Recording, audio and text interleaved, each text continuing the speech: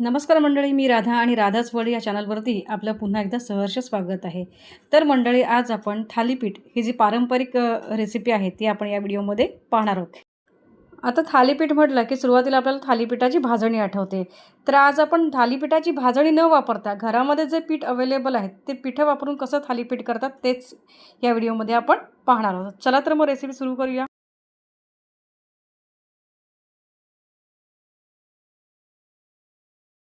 सुरुवातीला इथे मी 4 ते 5 कांदे घेतलेले आहेत.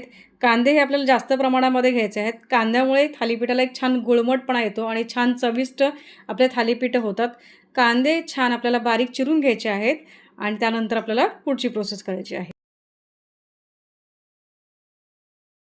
कांदे छान चिरून झाले की आपल्याला परातीमध्ये 2 वाट्या ज्वारीचं पीठ घ्यायचं आहे, 1 वाटी तांदळाचं पीठ घ्यायचं आहे आणि साधारण 2-1 चमचे बेसन पीठ घ्यायचे आहेत. तर पुन्हा एकदा बघा, 2 वाट्या आपल्याला ज्वारीचं पीठ घ्यायचं आहे, 1 वाटी तांदळाचं पीठ घ्यायचं आहे आणि 2 चमचे बेसन पीठ घ्यायचं आहे.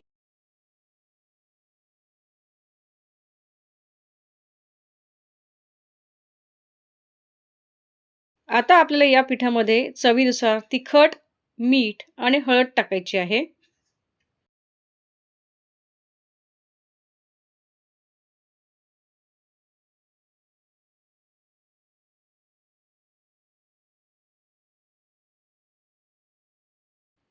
आणि नंतर आपण जो भरपूरसा कांदा चिरलाय तो या पिठामध्ये टाकायचा आहे आणि आपल्याला हे सर्व साहित्य छान पाणी टाकून एकत्र करून पिठाचे गोळे तयार करायचे आहेत.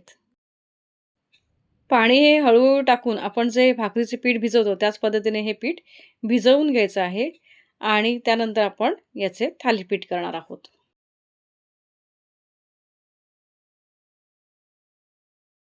आता आपलं पीठ छान भिजवून झालेलं आहे. आपण जे प्रमाण घेतले त्या प्रमाणामध्ये साधारण 7 ते 8 थालीपीठ बनणार.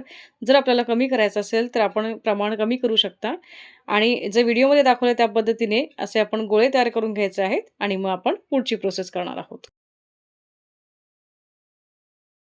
आता आपल्याला कढई घ्यायची आहे. कढईला आपल्याला गॅसवरती कोमट करून घ्यायचं आहे. त्याचं कारण असं की डायरेक्ट जर आपण थालीपीठ कढईमध्ये लावलं तर ते चिटकतं. त्यामुळे जर कोमट करून घेतलं तर थालीपीठ कढईला चिटकत नाही. आणि आपल्याला यामध्ये 2 चमचे साधारण तेल टाकायचं आहे.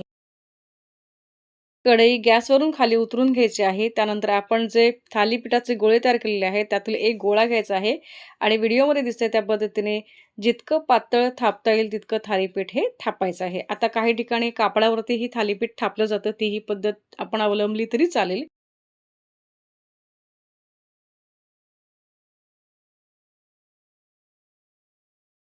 थालीपीठ लावताना हलक्या हाताने थालीपीठ लावायचं आहे. खूप जोरात प्रेस करायचं नाहीये. जर जोरात प्रेस केलं तर ते भांड्याला पीठ चिटकणार आणि मग ते इझिली निघणार नाही. त्यामुळे हलक्या हाताने जितकं आपल्याला सेट करता येईल तितकं ते सेट करून हळू पीठ हे वरती घेऊन असं पातळ थालीपीठ आपल्याला थापून घ्यायचं आहे किंवा लावून घ्यायचं आहे. हीच पद्धत वापरून आपण काकडीचेही थालीपीठ केलेले आहेत. आपल्या चॅनलवरती ऑलरेडी रेसिपी अवेलेबल आहे. आपण तीही पाहू शकता आणि ट्राय करू शकता.